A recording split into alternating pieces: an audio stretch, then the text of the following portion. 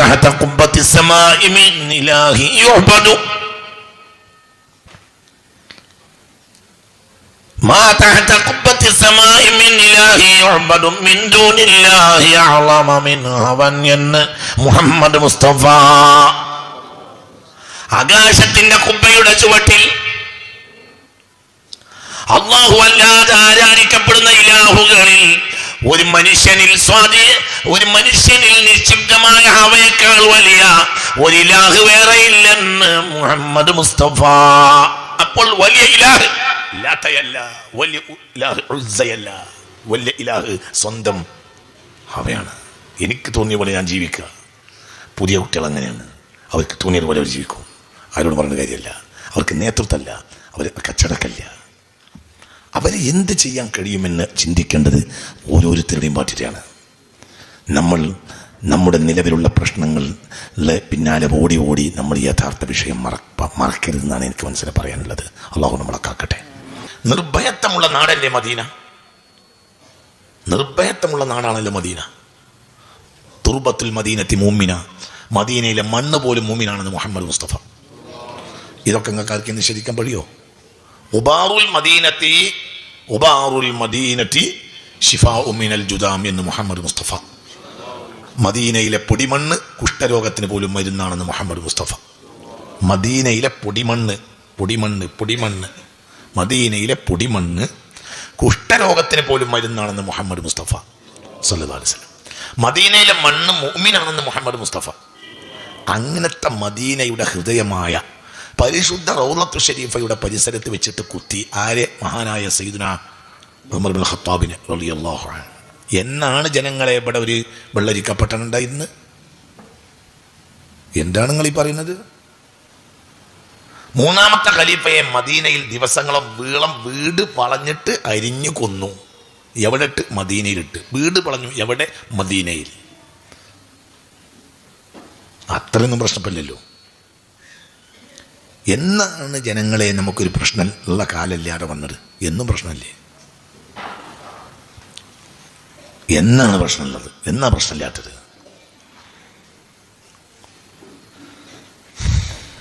റമളാൻ 17 അന്ന് സുബഹി നിസ്കരിക്കാൻ വേണ്ടി പുറത്തിറങ്ങുന്ന നേരത്താണ്, പള്ളിയിലേക്ക് കയറുന്ന നേരത്താണ് ബഹുമാനപ്പെട്ട സയ്യിദുനാ അലിയുൽ മുർത്തള റളിയല്ലാഹു അൻഹുവിനെ മുസ്ലിം സമുദായത്തിന്റെ മധ്യത്തിലിട്ടിട്ട് കമഴ്ത്തി കിടത്തിയിട്ട് അരിഞ്ഞു വന്നത്. ആരാണ് അലിയുൽ മുർത്തള? അന്ത അഖീ ഫിദ് ദുനിയ വൽ ആഖിറ, ദുനിയാവിലും ആഖിറത്തിലും എൻ്റെ സഹോദരൻ അലിയാണെന്ന് മുഹമ്മദ് മുസ്തഫ. ലാ യുഅദ്ദി അന്നി ഇല്ല അലി, എനിക്ക് കടം വന്നാൽ അലി അല്ലാതെ വീട്ടാൻ പാടില്ല എന്ന് മുഹമ്മദ് മുസ്തഫ. ഇദാ വളിബ നബി സല്ലല്ലാഹു അലൈഹി വസല്ലം ലാ യജ്തരിഉ അഹദുൻ അൻ യതഖറബ വയതകല്ലമ നബി മുസ്തഫ. മുസ്തഫ നബിക്ക് ദേഷ്യം വന്നാൽ ഒരാൾക്ക് ധൈര്യം ഉണ്ടാവില്ല റസൂലുള്ളാഹിന്റെ അടുത്തൊന്ന് പോയി സംസാരിക്കാൻ. റസൂലുള്ളാഹിന്റെ അടുത്ത് പോകാനോ സംസാരിക്കാനോ റസൂലുള്ളാഹിക്ക് ദേഷ്യം വന്നാൽ ഒരാൾക്കും ധൈര്യം ഉണ്ടാകാറില്ല. ഇല്ല അലിയുൽ മുർത്തള വഹുവ യതഖറബു ഇലൈഹി വയതകല്ലമു വയതബസ്സമു. ബഹുമാനപ്പെട്ട അലിയുൽ മുർത്തള റളിയല്ലാഹു അൻഹു മെല്ലെ മെല്ലെ ചെന്ന് റസൂലുള്ളാഹിന്റെ അടുത്തിരിക്കും. എന്നിട്ട് അങ്ങനെ വർത്തമാനം പറയാൻ തുടങ്ങും. അപ്പോൾ റസൂലുള്ളാഹി വർത്തമാനം പറയും. വയതബസ്സമു, പിന്നെ നബി പുഞ്ചിരിക്കും. നബി ചിരിക്കുന്നത് കണ്ടാൽ പള്ളിയുടെ അങ്ങേ ഭാഗത്തൊക്കെ മെല്ലെ മെല്ലെ ഒളിഞ്ഞു നിൽക്കുന്ന ആളുകൾ മെല്ലെ അവർ മണ്ണിരിക്കും. പേടിയാണ് എല്ലാവർക്കും. റസൂലുള്ളാഹിക്ക് ദേഷ്യം വന്നാൽ എല്ലാവർക്കും പേടിയാണ്. മുഹമ്മദ് മുസ്തഫ ഉറക്കെ പറയും, മുത്ത് മുഹമ്മദ് മുസ്തഫ. ഇങ്ങനത്തെ മഹാനല്ലേ സയ്യിദുനാ അലിയുൽ മുർത്തള. ആ അലി ഇബ്നു അബീ ത്വാലിബ് റളിയല്ലാഹു അൻഹുവിനെ മുസ്ലിം സമുദായത്തിന് നടുവിലിട്ടിട്ട് കമഴ്ത്തി കിടത്തിയിട്ട് അരിഞ്ഞാ കൊന്നത്. എന്നാണ് ജനങ്ങളെ പ്രശ്നമില്ലാത്തത്? ചിന്തിക്ക്. ആ ഹബീബിന്റെ കുഞ്ഞുമോനായ സയ്യിദുനാ ഹസനുൽ റിളാ റളിയല്ലാഹു അൻഹുവിനെ വിഷം കൊടുത്തല്ലേ കൊന്നത്? ബഹുമാനപ്പെട്ട ഹബീബ് നബി സല്ലല്ലാഹു അലൈഹി വസല്ലമയുടെ പൊന്നുമോനായ ബഹുമാനപ്പെട്ട സയ്യിദുനാ ഹുസൈൻ അഷ്ഷഹീദ് ബി കിർബല മഹാനവർകളെ അരിഞ്ഞല്ലേ കൊന്നത്? എന്നാണ് പ്രശ്നങ്ങളില്ലാത്തൊരു കാലം വന്നിട്ടുള്ളത്? അപ്പൊ ഏത് കാലഘട്ടത്തിലും പ്രശ്നങ്ങളും പ്രയാസങ്ങളും ഉണ്ടാവും. അതൊക്കെ എന്നും ഉണ്ടാവും. ഇനി ഇതെല്ലൊക്കെ കഴിഞ്ഞാൽ ഈ പ്രശ്നങ്ങളൊക്കെ തീർന്നു, പിന്നെ നമുക്ക് വളരെ സമാധാനമായി ജീവിക്കാമെന്ന് നിങ്ങൾ വിചാരിക്കണ്ട. പ്രശ്നങ്ങൾ വീണ്ടും ഉണ്ടാവും. അതിങ്ങനെ വന്നുകൊണ്ടേയിരിക്കും. അതൊക്കെ എന്നും ദൈനംദിനം നടന്നുകൊണ്ടിരിക്കുന്ന കാര്യങ്ങളാണ്. പിന്നെ അത് കുറഞ്ഞുകൊണ്ടൊക്കെ ഇരിക്കും. പ്രതിസന്ധികൾ എന്നുണ്ടാവും. അതല്ല നമ്മളെ പ്രശ്നം. നമ്മളെ പ്രശ്നം നമ്മുടെ തന്നെ പുതിയ തലമുറയാണ്. നമ്മുടെ പുതിയ തലമുറയെ പോലെ നമുക്ക് പ്രശ്നമുള്ള ഒരു വിഷയം ഇന്ന് നമ്മുടെ കയ്യിലില്ല. മറ്റതൊക്കെ സ്വാഭാവികമാണ്. ഏത് കാലഘട്ടത്തിലും അങ്ങനെയൊക്കെ ഉണ്ടായിട്ടുണ്ട്. താർത്താരികൾ വന്നു, ഇസ്ലാമിനെ നശിപ്പിച്ച് കുഴിച്ചു മൂടാൻ വേണ്ടിയിട്ട് അവർ വന്നത്. പിന്നെ അവരെന്നെ മുസ്ലിമായി. അവരുടെ പിൻഗാമിയായിരുന്നു ബാബർ. അയാളാണ് പിന്നെ ബാബരി മസ്ജിദ് ആക്കിയത്. അവരും വലിയപ്പന്മാരുടെ വലിയപ്പയാണ് ചെങ്കിസ് ഖാൻ. എന്താ ചെങ്കിസ് ഖാൻ ചെയ്തെന്നാൽ അതൊക്കെ ഇസ്ലാമിനെതിരെ ചെങ്കിസ് ഖാൻ ചെയ്ത തോന്യാസങ്ങൾക്ക് കൈ കണക്കൂല്ല. അതേ നാട്ടിൽ നിന്നാണ് പിന്നെ ബാബർ വന്നത്. ആ ബാബറാണ് പിന്നെ ഇസ്ലാമിന് വേണ്ടി സമർപ്പിച്ച ഒരാൾ. ആ കൂട്ടത്തിൽ ഔലിയാക്കൾ പോലും ഉണ്ടായി. ഔറംഗസീബ് റഹ്മത്തുള്ളാഹി അലൈഹി. ചിന്തിക്കണം. അപ്പം പ്രശ്നങ്ങളും പ്രയാസങ്ങളും ഏത് കാലത്തും ഉണ്ടാവും. ഏത് കാലത്തും ഉണ്ടായിട്ടുണ്ട്. ചിന്തിക്ക്. AD 10-ാം നൂറ്റാണ്ടിലാണ് യൂറോപ്യന്മാർ ബൈത്തുൽ മുഖദ്ദസിലേക്ക്, ഷാമിലേക്ക് വരുന്നത്. എന്തിനാണ് അവർ വന്നത്? ബൈത്തുൽ മുഖദ്ദസ് പൊളിക്കാൻ. പൊളിച്ചില്ലേ? പൊളിച്ചു. AD 1099 മുതൽ AD 1187 വരെ ബൈത്തുൽ മുഖദ്ദസിന്റെ കോലം തന്നെ മാറ്റി, പൊളിച്ച് ഷിർക്കിന്റെ ഗോപുരമാക്കി മാറ്റി. മുത്തുനബിക്ക് ശേഷം മുത്ത് മുഹമ്മദ് മുസ്തഫ. ഉറക്കെ പറ, വെറുതെ ഇരിക്കല്ല, മുത്ത് മുഹമ്മദ് മുസ്തഫ. എന്താ നിങ്ങൾക്കറിയില്ലേ? നിങ്ങൾ ഇന്നല്ലെങ്കിൽ നാളെ ബഹുമാനപ്പെട്ട റജബ് മാസമാകാൻ പോവാണ്. റജബ് മാസമാകാൻ പോവാണ് നാളെ മറ്റന്നാൾ. റജബിന്റെ പ്രത്യേകത എന്താ? പറയും. എന്താ റജബിന്റെ പ്രത്യേകത? മെഹറാജ് അല്ലേ? പറയേ, എന്താ റജബിന്റെ പ്രത്യേകത? മെഹറാജ്. അള്ളാന്റെ റസൂല് മെഹറാജിന് പോയ പള്ളി ഷിർക്കിന്റെ ഗോഡൌണാക്കി. എന്നാക്കി? ഷിർക്കിന്റെ ചിഹ്നങ്ങൾ, ഷിർക്കിന്റെ ആരാധന എന്നാക്കി. AD 1099 മുതൽ AD 1187 വരെ. AD 1099 മുതൽ AD 1187 വരെയുള്ള കാലഘട്ടം അത് ഷിർക്കിന്റെ ഗോഡൌണാക്കി മാറ്റി. ഷിർക്കിന്റെ ചിഹ്നങ്ങളും അടയാളങ്ങളും. നിങ്ങൾ ചിന്തിക്കണം. നിങ്ങൾ ചിന്തിക്കുക. മഹാനായ സയ്യിദുനാ ഇബ്രാഹിം അൽ ഹറമുൽ ഇബ്രാഹിമി എന്ന് പറയുന്ന ഹറമുൽ ഇബ്രാഹിമി എന്ന ഹറം ഇബ്രാഹിമി എന്ന് പറയപ്പെടുന്ന ഖലീൽ മസ്ജിദിനെ ഷിർക്കിന്റെ ഗോഡൌണാക്കി. എന്നിട്ട് അവർ ഷിർക്കിന്റെ തേരോട്ടം നടത്തി. പരിസരത്ത് കോടിക്കണക്കിന് മുസ്ലിമീങ്ങൾ ജീവിക്കുന്ന കാലത്ത് പരിസരത്ത് ജോർദാനിൽ പള്ളർച്ച മുസ്ലിമീങ്ങൾ, സിറിയയിൽ പള്ളർച്ച മുസ്ലിമീങ്ങൾ, ഇപ്പുറത്തെ ഹിജാസിൽ എമ്പാട് മുസ്ലിമീങ്ങൾ, അപ്പുറത്തെ മിസ്രിൽ എമ്പാട് മുസ്ലിമീങ്ങൾ, അപ്പുറത്തെ ലബനാനിൽ എമ്പാട് മുസ്ലിമീങ്ങൾ. അങ്ങനത്തെ ഒരു കാലത്ത് AD 1099 മുതൽ AD 1187 വരെയുള്ള കാലത്ത് യൂറോപ്യന്മാർ വന്നിട്ട് ഷിർക്കിന്റെ ഒരു കേന്ദ്രമാക്കി മാറ്റി. ഏത്? സുബ്ഹാനല്ലദി അസ്റാ ബിഅബ്ദിഹി ലൈലൻ മിനൽ മസ്ജിദിൽ ഹറാമി ഇലൽ മസ്ജിദിൽ അഖ്സ എന്ന പള്ളി. അതൊക്കെ ഇവിടെ നടന്നല്ലേ? അത്രയൊന്നും പ്രശ്നമില്ലല്ലോ. ഇപ്പൊ 3 പള്ളി നമ്മളെ കയ്യിൽ തന്നെയല്ലേ? എന്താണെങ്കിലും 3 പള്ളിയിലും ആരാധന ഇസ്ലാമിൻ്റെതാണ്. മസ്ജിദുൽ ഹറാമിൽ ആരാധന ഇസ്ലാമിൻ്റെതാണ്. മസ്ജിദുൽ നബവിയിൽ ആരാധന ഇസ്ലാമിൻ്റെതാണ്. മസ്ജിദുൽ അഖ്സയിലും ആരാധന ഇസ്ലാമിൻ്റെത് മാത്രമാണ്. ഇന്ന് വരെ അള്ളാഹു അത് നിലനിർത്തി തരട്ടെ. മനസ്സ് തുറന്നാമി പറ, അള്ളാഹു നിലനിർത്തി തരട്ടെ. അതൊന്നും ഇതിനേക്കാളും വലിയ പ്രശ്നം ഉണ്ടായിട്ടും ഇവിടെ ഇതൊന്നും കരിഞ്ഞു വെച്ചില്ല. അങ്ങനെ നിങ്ങളാരും വിചാരിക്കണ്ട. പിന്നെ ഓരോ സമയത്തും നമുക്ക് അതാത് സമയത്ത് തോന്നുന്നത്, അതാത് സമയത്തെ പ്രശ്നങ്ങൾ അപ്പോൾ പ്രശ്നമായി തോന്നും. സൂചി അടിക്കാൻ വേണ്ടി വന്നാൽ സൂചിയാണ് പ്രശ്നം തോന്നും. പിന്നെ ഓപ്പറേഷൻ എന്നാൽ ഓപ്പറേഷനാണ് പ്രശ്നമെന്ന് തോന്നും. പിന്നെ കാല് മുറിക്കണം എന്ന് പറഞ്ഞാൽ അതാണ് വലിയ പ്രശ്നം തോന്നും. പിന്നെ തുടനെ മുറിക്കണം എന്ന് പറഞ്ഞാൽ അതാണ് വലിയ പ്രശ്നം തോന്നും. എവിടുന്നാണ് തുടങ്ങിയത്? പറയും മനുഷ്യന്മാര്, സൂചിമ്മൽ തുടങ്ങിയതാ. സൂചി എന്ന് അടിക്കാൻ വേണ്ടി വന്നപ്പോൾ ബേജാറായി. അപ്പം അതാണ് വലിയ പ്രശ്നം. പിന്നെ കീറെന്ന് പറഞ്ഞു, കീറലാണ് വലിയ പ്രശ്നം. പിന്നെ മുറിക്കും എന്ന് പറഞ്ഞു, വിരല് മുറിച്ചപ്പോൾ അത് വലിയ പ്രശ്നമായി. പിന്നെ കാല് മുറിക്കാൻ വന്നപ്പോൾ അതിലും വലിയ പ്രശ്നമായി, അതും പ്രശ്നം തന്നെ. പിന്നെ അര മുറിക്കാൻ വന്നു, അവന് പ്രശ്നമായി. പ്രശ്നം തന്നെ. നിങ്ങൾ പ്രശ്നം എന്ന് പറഞ്ഞ് നടക്കരുത്. പ്രശ്നമില്ലാത്തൊരു കാലമില്ല. ഇതൊരു പൂവമ്പഴം പോലെയുള്ള ദീനല്ല ഇസ്ലാം മതം. ഇസ്ലാം മതത്തിന് എന്നും പ്രശ്നം ഉണ്ടാവും. ഹക്കും ബാത്തിനും തമ്മിലുള്ള മത്സരം എന്നും നടന്നുകൊണ്ടിരിക്കും.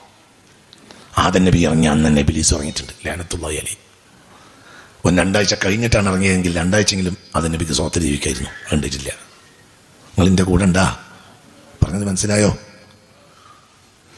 അള്ളാഹു തലക്ക് അറിയുകയും ചെയ്യുക ഈ പകൻ ആദം നബിനെ സൂയിപ്പാക്കുന്ന ആളാണ്. ഇവന്റെ സൂയിപ്പിലാണ് ആദം നബി അലൈഹി സ്വലാത്തു വസ്സലാം പെട്ടിട്ട് ഭൂമിയിൽ വരുന്നത്. അപ്പൊ അള്ളാഹു തലാക്ക് പറയാലോ, എന്ത് പഠിച്ചു തോന്നണ ഒരു കുട്ടി പഠിച്ചു തോന്നാണ്, മറ്റൊരുത്തൻ അവിടെ നിന്ന് ബാളം വെക്കുകയാണെങ്കിൽ ഉമ്മ തൽക്കാലം വന്നിട്ട് എന്ത് പറയും? ഇനി ഏതായാലും ഇവന്റെ അടുത്തിരിക്കണ്ട, അപ്പുറത്തും ഇരിക്ക്. എന്നൊക്കെ പറഞ്ഞത് മനസ്സിലായില്ലേ? ആദം നബി അലൈഹി സ്വലാത്തു വസ്സലാം സ്വർഗത്തിൽ സന്തോഷിച്ച് ജീവിച്ചിരിക്കുന്ന കാലത്ത് ഫവസ്വസ ഇലൈഹി ശൈത്വാൻ ഖാല യാ ആദമു ഹൽ അദുല്ലുക്കും അലാ ഷജറത്തിൽ ഖുൽദ്. വസ്വാസം കൊണ്ട് വന്നു മൽഊനായ ഇബ്ലീസ് ലഅനത്തുല്ലാഹി അലൈഹി. എന്നിട്ട് ഈ ഇബ്ലീസ് കാരണം ആദം നബി അല്ലാഹു തആല സ്വർഗത്തിൽ നിന്ന് ഭൂമിയിലേക്ക് ഇറക്കി. എന്നിട്ട് അന്ന് ഇബ്ലീസിനെ ഇറക്കി. അല്ലാഹു തആലക്ക് പറഞ്ഞുകൂടായിരുന്നു, ഇബ്ലീസ് ഇനി തൽക്കാലം ഭൂമിയിലേക്ക് പോകണ്ട, വേറെ എല്ലാം പോയിക്കോ. വമിനൽ അർളി മിസ്ലുഹുന്ന എന്നൊരായത്തുണ്ട് ഖുർആനിൽ. ഭൂമി 7 ഉണ്ട്, ആകാശം പോലെ 7 ഭൂമിയുണ്ട്. ഈ അടുത്ത കാലത്ത് ആസ്ട്രോണമി ചില ഭൂമിയൊക്കെ കണ്ടുപിടിച്ചിട്ടുണ്ട്. പുഴയും തോടും മഞ്ഞും മലയൊക്കെ ഉള്ള നാടുകൾ ഈ ഭൂമിയല്ലാതെ പറയുണ്ടല്ലോ. ചിന്തിക്ക്, അവിടേക്ക് പറഞ്ഞേക്കാലോ. പക്ഷെ എന്ന് ഇവിടെ നന്മയുടെ ആൾ ഇറങ്ങിയോ, അന്ന് ഇവിടെ തിന്മയുടെ ആളും ഇറങ്ങിയിട്ടുണ്ട്. എന്താ അതിൻ്റെ അർത്ഥം? തിന്മയെ നേരിടാതെ നന്മ നടപ്പിലാക്കാൻ കഴിയില്ല. സത്യത്തിൽ നമുക്ക് ഏറ്റവും വലിയ ഉപകാരം ചെയ്ത ആൾ ഇബ്ലീസാണ് ലഅനത്തുല്ലാഹി അലൈഹി. എന്തുകൊണ്ട്? അയാളില്ലെങ്കിൽ നമുക്ക് സ്വർഗ്ഗമില്ല. അയാളെ ഇടപെടൽ നടക്കാത്ത വിഭാഗമാണ് ജിബ്രീൽ. ഉറക്കെ പറയും, മീകായിൽ, ഇസ്രാഫീൽ, അസ്രായിൽ. അവർക്കൊന്നും സ്വർഗം ആസ്വദിക്കാൻ കഴിയില്ല. ജിബ്രീൽ സ്വർഗത്തിലും പോകും നരകത്തിലും പോകും. മീകായിൽ സ്വർഗത്തിലും പോകും നരകത്തിലും പോകും. ഇസ്രാഫീൽ സ്വർഗത്തിലും പോകും നരകത്തിലും പോകും. അസ്രായിൽ സ്വർഗത്തിലും പോകും നരകത്തിലും പോകും. മലക്കുകൾ സ്വർഗത്തിലുണ്ടാവും, മലക്കുകൾ നരകത്തിലുണ്ടാവും. സ്വർഗത്തിൽ അവർ അനുഭവിക്കാൻ വരില്ല, നരകത്തിൽ അവർ ശിക്ഷ ഏറ്റുവാങ്ങാനും വരില്ല. എന്തുകൊണ്ട്? എന്തുകൊണ്ട്? എന്തുകൊണ്ട്? ഒരു ശത്രുവിനെ നേരിട്ട് കൊണ്ടുള്ള ഒരു സമരമല്ല അവർ ചെയ്യുന്നത്. അവർ ഒരു അമല് ചെയ്യാണ്. ആ അമലിനെ എതിർക്കാൻ ആരുമില്ല.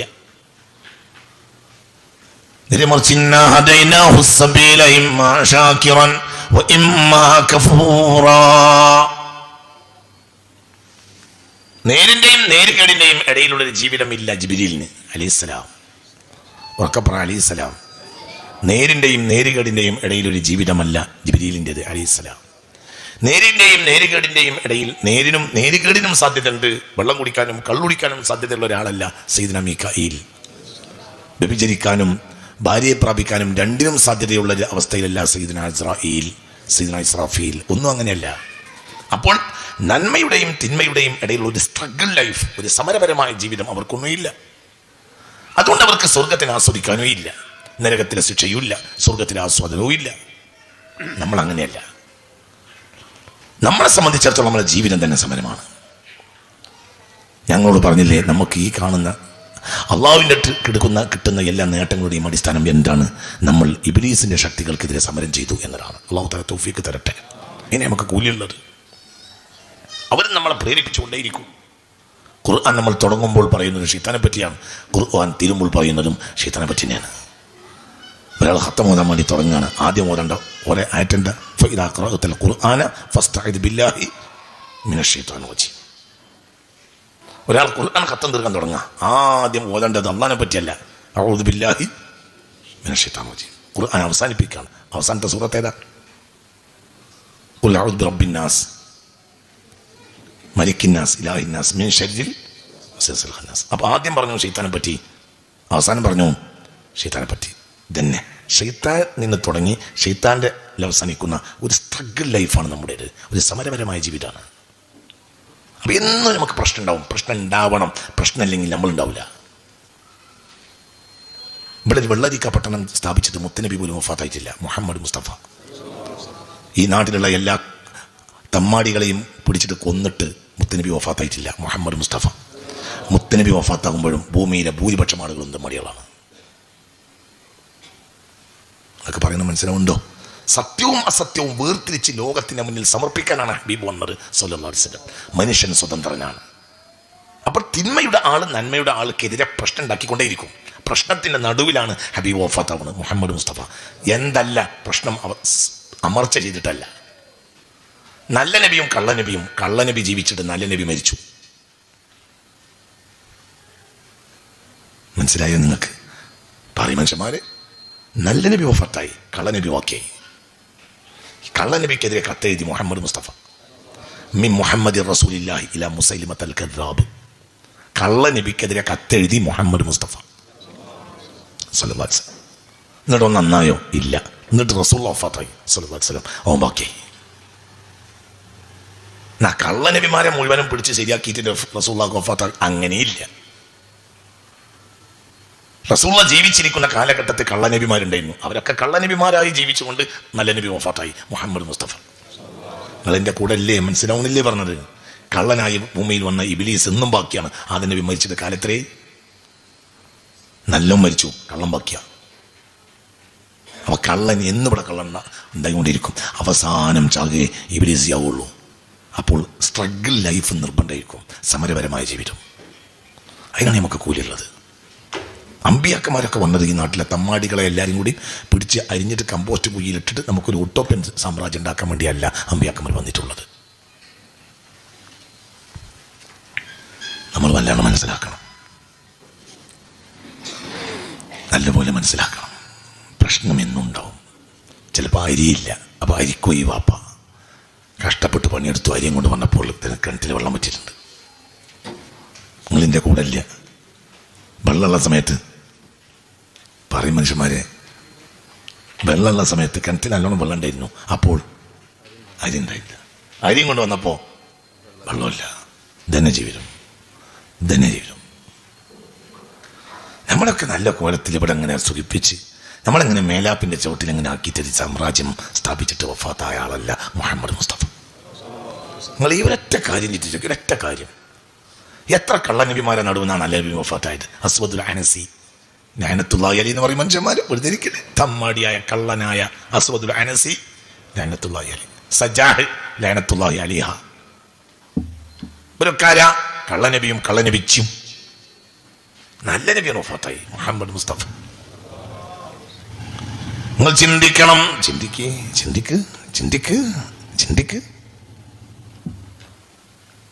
4 ഖലീഫമാരിൽ ഇഖ്തദൂ അലൈക്കും ബിസുന്നതി വസുന്നത്തിൽ ഖുലഫാഇർ റാഷിദീൻ അൽ മഹ്ദിയീൻ. അലൈക്കും ബിസുന്നതി വസുന്നത്തിൽ ഖുലഫാഇർ റാഷിദീൻ അൽ മഹ്ദിയീൻ. ചിന്തിക്ക്. ഫതമസ്സകു ബിഹാ വഅല്ലു അലൈഹാ ബിന്നവാജിദ്. നിങ്ങൾ എൻ്റെ ഖുലഫാക്കളുടെ, എൻ്റെ സുന്നത്തും ഖുലഫാക്കളുടെ സുന്നത്തും അണപ്പല്ല് കൊണ്ട് കടിച്ചു പിടിക്കണമെന്ന് മുഹമ്മദ് മുസ്തഫ സല്ലല്ലാഹു അലൈഹി വസല്ലം. നിങ്ങൾ ചിന്തിക്ക്. ഈ 4 ഖുലഫാക്കളിൽ പായിൽ കിടന്ന് മരിച്ചത്, സമാധാനത്തിൽ മരിച്ചത് ബഹുമാനപ്പെട്ട സിദ്ദീഖ് മാത്രമാണ് റളിയല്ലാഹു അൻഹു. 3 ആളും കുത്തുകൊണ്ട് മരിച്ചതാണ്. സയ്യിദ്നാ ഉമർ ഇബ്നുൽ ഖത്താബ്, ഉസ്മാൻ ഇബ്നു അഫ്ഫാൻ, അലി ഇബ്നുൽ മുർത്തള. സിദ്ദീഖിന്റെ ഷഹാദത്ത് നേരത്തെ കഴിഞ്ഞുപോയി. സിദ്ദീഖ് സൗർ ഗുഹയിൽ നിന്ന് പാമ്പിന്റെ മാളൊക്കെ അടച്ചിട്ട് ഒരു മാളം ബാക്കിയപ്പോൾ ആ മാളത്തിലേക്ക് കാലെടുത്ത് വെച്ച് ഒരു പൊട്ടത്തരം ചെയ്തു. എന്നത് പൊട്ടത്തരല്ലേ ആണ്. ആ പൊട്ടത്തരമാണ് സത്യത്തിൽ തീന്. എന്തുകൊണ്ട്? സമർപ്പിക്കണം അള്ളാഹ്ക്ക് വേണ്ടിയും റസൂലിന് വേണ്ടിയും. സിദ്ദീഖ് മാളം അടച്ചത് സിദ്ദീഖിന് വേണ്ടിയല്ല, ആർക്ക് വേണ്ടിയാണ്? സിദ്ദീഖായ സിദ്ദീഖ് മാളം അടച്ചത് സിദ്ദീഖിന് വേണ്ടിയാണ്. അസ്സിദ്ഖു ഫിൽ ഗാരി വസ്സുദ്ദീഖു ലം യരിമ. മനസ്സിലായില്ല? സിദ്ദീഖാണ് മുഹമ്മദ്. ഉറക്കെ പറ, വെറുതെ ഇരിക്കല്ല മുഹമ്മദ്. അപ്പോൾ ഫലത്തിലോ 4 ഖലീഫയും ഷഹീദാണ്.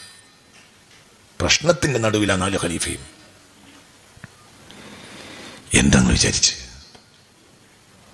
ഖിലാഫത്ത് ഏറ്റെടുത്ത് 35 ഹിജ്റ 35 മുതൽ 40 വഫാത്താകുന്നത് ബഹുമാനപ്പെട്ട അലി ഇബ്നുൽ മുർത്തള റളിയല്ലാഹു അൻഹു. ഈ കാലഘട്ടത്തിൽ അലിയെ ചിരിക്കുന്നത് ഞങ്ങൾ കണ്ടിട്ടില്ല എന്ന് ചില കിതാബുകളിൽ കാണാം. അലി ചിരിക്കുന്നത് ഞങ്ങൾ കണ്ടിട്ടില്ല. പ്രശ്നം ചിന്തിക്ക്. അല്ലാഹു തആല സ്വർഗത്തിൽ നിന്ന് ഭൂമിയിലേക്ക് തന്ന മറ്റൊരു ദാനമാണ് അമ്പിയാക്കൾ കഴിഞ്ഞാൽ മുത്ത് റസൂലുള്ളാഹിക്ക് കിട്ടിയ ഏറ്റവും വലിയ ദാനമാണ് ബഹുമാനപ്പെട്ട ഫാത്തിമത്തുൽ ബത്തൂൽ റളിയല്ലാഹു അൻഹ എന്ന് പറയും മനുഷ്യന്മാർ. വെറുതെ ഇരിക്കൻ. ഫാത്തിമത്തുൽ ബത്തൂൽ റളിയല്ലാഹു അൻഹാ. അല്ലാഹു ആകാശത്തിൽ നിന്ന് ഭൂമിയിലേക്ക് നൽകിയ ഏറ്റവും വലിയ ഒരു ദാനമാണ് ഫാത്തിമത്തുൽ ബത്തൂൽ. വലിയ മഹദിയല്ലേ ആ ഫാത്തിമ ബീവിന്റെ മക്കളല്ലേ ദുനിയാവ് ഖിയാമത്ത് നാൾ വരെ നിലനിൽക്കുക. മുത്ത് മുഹമ്മദ് മുസ്തഫ തങ്ങൾ വഫാത്തായിട്ട് 6-ാമത്തെ മാസത്തിൽ 29-ാമത്തെ വയസ്സിൽ റസൂലുള്ള വഫാത്തായി 6-ാമത്തെ മാസത്തിൽ പ്രശ്നം സഹിക്കാൻ കഴിയാതെ വഫാത്തായി. ആര്? ഫാത്തിമ ബീവി. അറിയാം, 6-ാമത്തെ മാസം വഫാത്തായി. എന്താ കാരണം? പ്രശ്നം. പിന്നെന്തോ ഈ പ്രശ്നം, ഇതെന്ത് വർത്താനായി പറയുന്നത്? ഫാത്തിമ ബീവി റളിയല്ലാഹു അൻഹ മുത്ത് റസൂലുള്ള വഫാത്തായിട്ട് ചൊല്ലിയിരുന്ന ഒരു ബൈത്ത് ഉണ്ട്. ആ ബൈത്ത് ഏകദേശ കിതാബിലൊക്കെ കാണാം. صبت علي مصائب لو أنها صبت على الأيام سرنا لياليا. ഫാത്തിമ ബീവിയുടെ ബൈത്ത് സദോ ഈ ബൈത്തിലും ചിലപ്പോൾ റൗളത്തു ശരീഫയിൽ ഹുജറത്തു ശരീഫയിൽ പോയി കിടന്നിട്ട് കരയും. ആ മണ്ണിൽ കിടന്ന് കരയും ഫാത്തിമത്തുൽ ബത്തൂൽ റളിയല്ലാഹു അൻഹ. എന്താ ബൈത്ത്? صبت علي مصائب لو أنها صبت على الأيام سرنا لياليا. എല്ലാ പ്രശ്നങ്ങളും തടുക്കാൻ എനിക്ക് എൻ്റെ ബാപ്പയുണ്ടായിരുന്നു.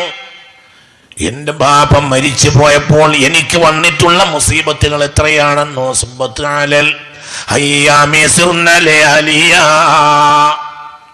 അതെങ്ങാനും പകലുകളുടെ മേൽ വെച്ചാൽ പകലുകൾ പൊടുന്നനെ രാത്രിയായി മാറും.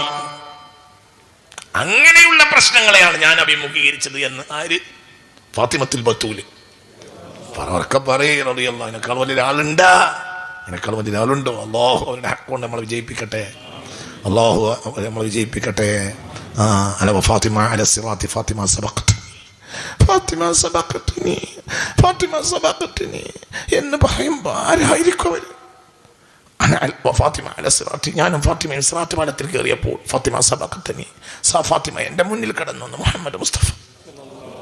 പദം അലങ്കാരികമാകാം, എന്നാൽ അങ്ങനെയല്ലേ മുത്തുനബി പറഞ്ഞു സല്ലല്ലാഹു അലൈഹി വസല്ലം. അപ്പൊ ആരാണ് ഫാത്തിമ? എന്ത് പ്രശ്നങ്ങൾ ഈ പറയുന്നത് മനുഷ്യന്മാര്. പ്രശ്നമില്ലാത്തൊരു കാലത്ത് എങ്ങനെയാണ് ഹക്ക് നിലനിൽക്കുക? ഇതൊക്കെ കഴിഞ്ഞാൽ പ്രശ്നം ഉണ്ടാവില്ലേ? അതിനേക്കാൾ വലിയ അടുത്ത പ്രശ്നം ഉണ്ടാവും. പ്രശ്നങ്ങളിങ്ങനെ മുഅ്മിനിന്റെ മേൽ വരും.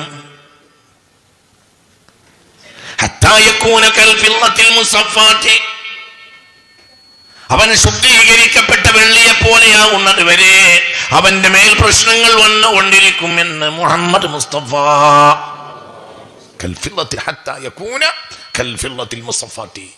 ശുദ്ധീകരിക്കപ്പെട്ട വെള്ളിയെ പോലെയാവും അവൻ മരിക്കുമ്പോഴത്തിന്.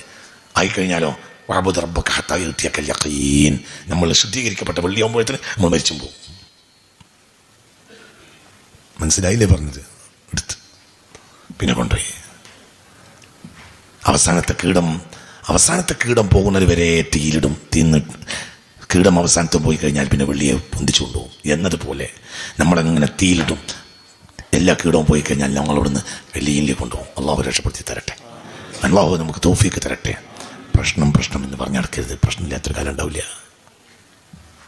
നമ്മൾ വിട്ടിത്തരം പറഞ്ഞ് നടക്കരുത്. ഇതൊക്കെ കഴിഞ്ഞാൽ ഇതിനേക്കാൾ വലിയ പ്രശ്നം ഉണ്ടാവില്ലല്ലോ. ഇതിനേക്കാൾ വലിയ പ്രശ്നം ഉണ്ടാവും, ഇതിനേക്കാൾ വലിയ ശത്രു ഉണ്ടാവും. आग है नमरूद है औलाद इब्राहिम है फिर किसी का इम्तिहान मकसूद है. आग है नमरूद है औलाद इब्राहिम है फिर किसी का इम्तिहान मकसूद है. അഗ്നിയുള്ള കാലത്തോളം നമ്രൂദ് ഉണ്ടാവും. അഗ്നിയും നമ്രൂദും ഉണ്ടെങ്കിൽ ഇബ്രാഹിമിന്റെ മക്കളും ഉണ്ടാവും. തീയുള്ള കാലത്തോളം നമ്രൂദ് ഉണ്ടാവും. പുതിയ തീ വരും, പുതിയ നമ്രൂദ് വരും. അപ്പോൾ തീയിൽ കിടന്നു കൊടുക്കാൻ ആരുണ്ടാവും? ഇബ്രാഹിമിന്റെ മക്കളുണ്ടാവും. ആ കൂട്ടത്തിൽ അല്ലാഹു നമ്മൾ ഉൾപ്പെടുത്തി തരട്ടെ. വേറുള്ളവർക്ക് തീക്കുണ്ടുണ്ടാക്കാനല്ല ഇബ്രാഹിമിന്റെ മക്കൾ, വേറുണ്ടാക്കുന്ന തീക്കുണ്ടത്തിലേക്ക് സ്വയം സമർപ്പിക്കാനാണ് ഇബ്രാഹിമിന്റെ മക്കൾ. പറഞ്ഞത് നിങ്ങൾക്ക് മനസ്സിലായോ? വേറുള്ളവരെ തീക്കുണ്ടത്തിലേക്ക് എറിയാനല്ല ഇബ്രാഹിമിന്റെ മക്കൾ, പിന്നെ അതാത് കാലഘട്ടത്തിൽ നമ്രൂദുമാർ ഉണ്ടാക്കുന്ന അഗ്നികുണ്ടത്തിലേക്ക് സ്വയം സമർപ്പിക്കാനാണ് ആര്? ഇബ്രാഹിമിന്റെ മക്കൾ. അല്ലാഹു ആ കൂട്ടത്തിലെ മളപ്പെടുത്തട്ടെ. ഇതെന്തിനാ ഞങ്ങളോട് പറഞ്ഞെങ്കിൽ പ്രശ്നം എന്ന് പറഞ്ഞാൽ നടക്കരുത്. പ്രശ്നം എന്നത്തേക്കാൾ വലിയ പ്രശ്നങ്ങളുണ്ടാവും. ഓരോന്നും കൂടും. ഗർഭം തുടങ്ങുമ്പോൾ പെണ്ണിന് ഛർദി ഉണ്ടാവുള്ളൂ. വല്ല ഛർദി കഴിഞ്ഞാൽ തടിക്കൊരു ഭാരം കുറയലൊക്കെ സ്വാഭാവികമായി ഉണ്ടാവും. പിന്നെ ഒരു സുഖം ഉണ്ടാവും കിടന്നുറങ്ങാൻ. പിന്നെ 3-4 മാസം കഴിയും, അപ്പോൾ ഛർദി നിൽക്കും. പക്ഷേ പിന്നെ പള്ളക്ക് ഭാരം കൂടും. പിന്നെ തിരിഞ്ഞും മറിഞ്ഞും കിടക്കാൻ കഴിയാതെയാവും. ഛർദി തുടങ്ങുമ്പോൾ വിചാരിക്കും ഈ ഛർദി ഒന്ന് നിന്നിട്ട് മതിയായിരുന്നു. 4 മാസം കഴിഞ്ഞാൽ പിന്നെ വിചാരിക്കും ഒന്നും കൂടി നന്നായിരുന്നു, ഛർദിയായിരുന്നു. നിങ്ങൾ എൻ്റെ കൂടെ ഉണ്ടാ, ഇതന്നെ തന്നെയാണ്. നിങ്ങൾ ഈ ബില്ല് കഴിഞ്ഞാൽ നമ്മളെല്ലാവരും സന്തോഷത്തിൽ ഇങ്ങനെ മേലാപ്പിൽ ചവിടുന്നല്ലേ ഇപ്പോൾ വിചാരിച്ച് ഇതിനേക്കാൾ വലിയ അടുത്ത ബില്ല് വരും. ഈ സ്ട്രഗിളാണ് ജീവിതം, ഈ സ്ട്രഗിളാണ് ഈമാൻ, ഈ സമരം തന്നെയാണ് ജീവിതം. മനസ്സിലായില്ലേ? അതൊന്നും പ്രശ്നമല്ല. അതൊക്കെ അതാത് കാലഘട്ടത്തിൽ എന്താ ചെയ്യേണ്ടത് അങ്ങനെ നമ്മൾ ചെയ്യും. അല്ലാഹു തആല തൗഫീഖ് തരട്ടെ. നമ്മളെ പ്രശ്നം അതൊന്നുമല്ല. നമ്മളെ പ്രശ്നം നമ്മുടെ യുവസമൂഹമാണ്. അവർ നിരുത്തരവാദികളാണ്. ചിന്തിക്കുക, അവർ നിരുത്തരവാദികളാണ്, അവർ ബോധമില്ലാത്തവരാണ്, അവർ നിരുത്തരവാദികളാണ്. അവർക്ക് ആദർശങ്ങളില്ല, അവർക്ക് പ്രസ്ഥാന ബോധമില്ല, അവർ നേതൃബോധമില്ല. ജീവിതത്തിന് കൃത്യമായ ഒരു ഡിസിപ്ലിൻ പോലും ഇല്ല. അവരെ ഭരിക്കുന്നത് എന്താണ്? ഹവ. മാ തഹത ഖുബ്ബത്തി സമാഇ മിൻ ഇലാഹി യുഅബദു മിൻ ദൂനില്ലാഹി അഅലമ മിൻ ദൂനില്ലാഹി മിൻ ഹവൻ എന്ന് മുഹമ്മദ് മുസ്തഫ. സുബ്ഹാനല്ലാഹ്. ഇതാണ് പ്രശ്നം. അല്ലാഹു നമ്മളെ കാക്കട്ടെ. ഹദീസ് ഞാൻ ഒന്നും കൂടി ഓതിത്തരാം, എന്നിട്ട് വേനൊക്കെ. മാ തഹത ഖുബ്ബത്തി സമാഇ മിൻ ഇലാഹി യുഅബദു മാ തഹത ഖുബ്ബത്തി സമാഇ മിൻ ഇലാഹി യുഅബദു മിൻ ദൂനില്ലാഹി അഅലമ മിൻ ഹവൻ എന്ന് മുഹമ്മദ് മുസ്തഫ. ആകാശത്തിന്റെ ഖുബ്ബയുടെ ചുവട്ടിൽ അല്ലാഹു അല്ലാതെ ആരാധിക്കപ്പെടുന്ന ഇലാഹുകളിൽ ഒരു മനുഷ്യനിൽ നിശ്ചിബ്ദമായ ഹവയേക്കാൾ വലിയ ഒരു ഇലാഹ് വേറെയില്ലെന്ന് മുഹമ്മദ് മുസ്തഫ. അപ്പോൾ വലിയ ഇലാഹ് ലാത്തയല്ല, വലിയ ഇലാഹ് ഉസ്സയല്ല, വലിയ ഇലാഹ് സ്വന്തം ഹവയാണ്. എനിക്ക് തോന്നിയ പോലെ ഞാൻ ജീവിക്കുക. പുതിയ കുട്ടികൾ അങ്ങനെയാണ്, അവർക്ക് തോന്നിയത് പോലെ അവർ ജീവിക്കും. ആരോടും പറഞ്ഞ കാര്യമല്ല. അവർക്ക് നേതൃത്വമല്ല, അവർ കച്ചടക്കല്ല. അവരെ എന്ത് ചെയ്യാൻ കഴിയുമെന്ന് ചിന്തിക്കേണ്ടത് ഓരോരുത്തരുടെയും ബാധ്യതയാണ്.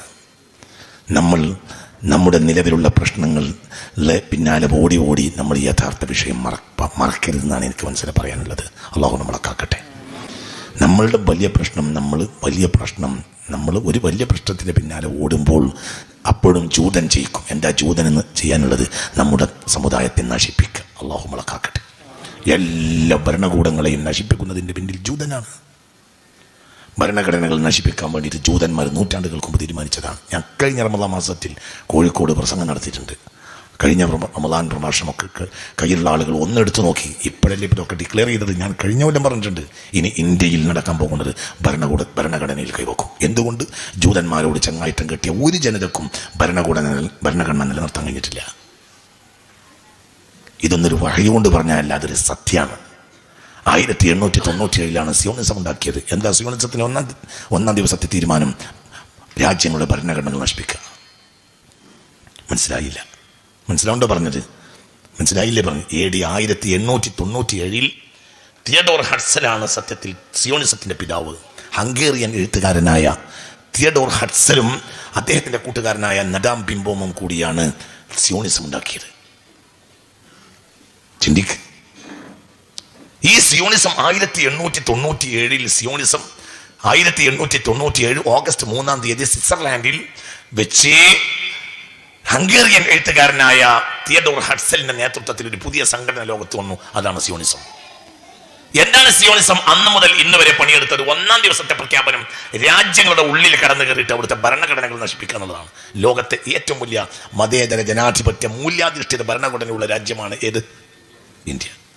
ഇന്ത്യയോട് സിയോണിസ്റ്റുകൾ ചങ്ങായത്തം കെട്ടിയാൽ നശിക്കാൻ പോകുന്നത് ഭരണഘടനയാണ്.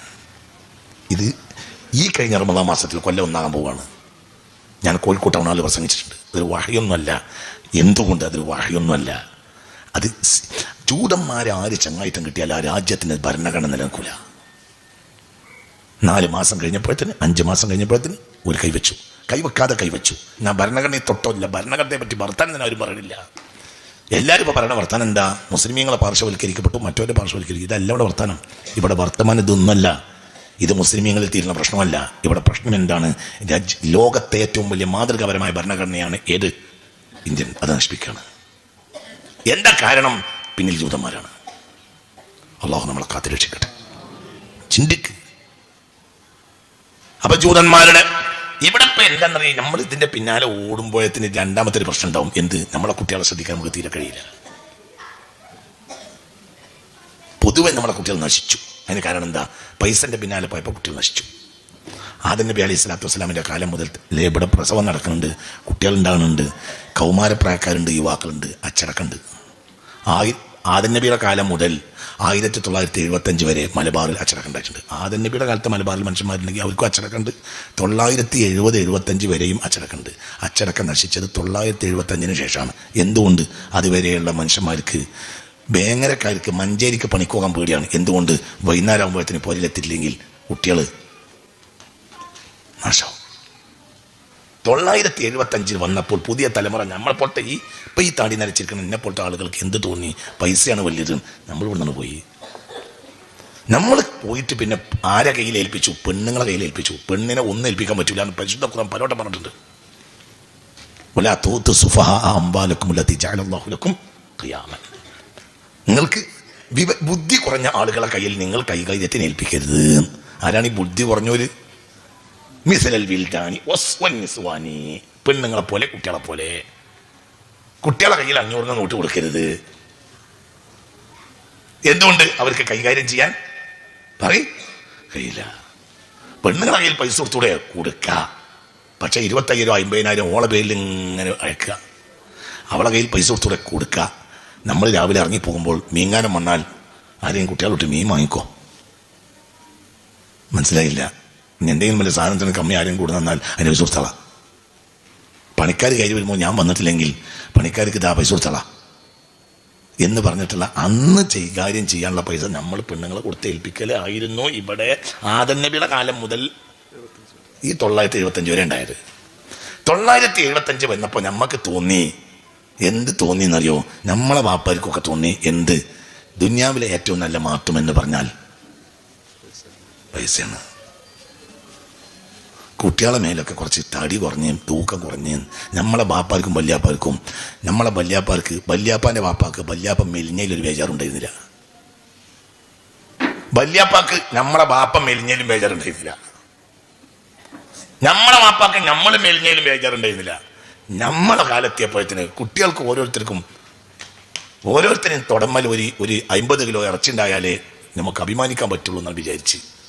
ഇതാണ് കാര്യം. ആ കുട്ടികൾക്കൊക്കെ നല്ല തോടയും നല്ല ഭാര്യയും നല്ല ചന്തിയും ഒക്കെ ഉണ്ടായി. പക്ഷേ അവരെ കയ്യിൽ വേറെ കുറേ സാധനം വന്നു. അത് മാറ്റാൻ നമുക്ക് കഴിയില്ല. കാരണം നമ്മൾ വിരുന്നുകാരനാണ്. നമ്മൾ 2 കൊല്ലം കൂടുമ്പോൾ കയറി വന്ന വിരുന്നുകാരാണ്. അപ്പം നമ്മുടെ നാട്ടിൽ എല്ലാ ദോഷം ഉണ്ടായി. നായി കുരം പോയാൽ നാനായി പന്നി എന്നാന്ന് പറയും. അത് ഏറെ കിഴക്കൻ ഏറനാട്ടിലെ ഒരു ഉപമയാണ്. നിങ്ങൾ എൻ്റെ കൂടെ ഇല്ല, നിങ്ങൾക്ക് പറഞ്ഞാൽ മനസ്സിലായോ? നാഴി എന്നറിയും. നമ്മളെ മറ്റേ നായല്ല, 4 കാലുള്ള നാഴിയല്ല, നാഴി എന്നറിയും. നാഴി എന്ന് പറഞ്ഞാൽ മനസ്സിലായില്ലേ? പറയേ 100-200 കണക്കിലുണ്ടാവുന്ന ഒരു സാധനമാണ്. 4 നാഴിയോ 5 നാഴിയോ കൂടിയതാണ് ഒരിടങ്ങഴി. 10 ഇടങ്ങഴി കൂടിയതാണ് ഒരു പറ. പഴയ കാലത്തെ കണക്ക് പറഞ്ഞ ലിറ്ററല്ല, ഇടങ്ങഴി. 5 നാഴി കൂടിയതാണ് എന്ത്? ചില നാട്ടിൽ 5, ചില നാട്ടിൽ 4 നാഴി കൂടിയതാണ് എന്ത്? ഒരിടങ്ങഴി. അങ്ങനെയൊക്കെ പറയും. നമ്മൾ കിഴക്കൻ ഏറനാട്ടിൽ ഒരു ചെല്ലുണ്ട്. നാഴിക്കൂരാൻ പോയപ്പോൾ നാനാഴി പന്നി തിന്നു. നാഴിക്കൂരാൻ വേണ്ടി പോയപ്പോൾ 4 നാഴി ഇവിടെ ഉണ്ടാക്കി വെച്ചിരുന്നു. അതായത് തിന്നുപോയി, പന്നിന്ന്. ഇതാ സംഭവിച്ചത്. അരിജാലു ഖവ്വാമുന അല നിസായി. പെണ്ണിനെ ഭരിക്കേണ്ടത് ആണാണ്. പെണ്ണിന് കൈകാര്യം വിട്ടുകൊടുത്തു. അതിൻ്റെ ഉൽപ്പന്നമാണ് ഇപ്പം നടന്നുകൊണ്ടിരിക്കുന്നതൊക്കെ. ഞാൻ പറഞ്ഞിട്ട് കാര്യമില്ല, ഒക്കെ തല തിരിഞ്ഞുപോയി. ചിന്തിക്ക്.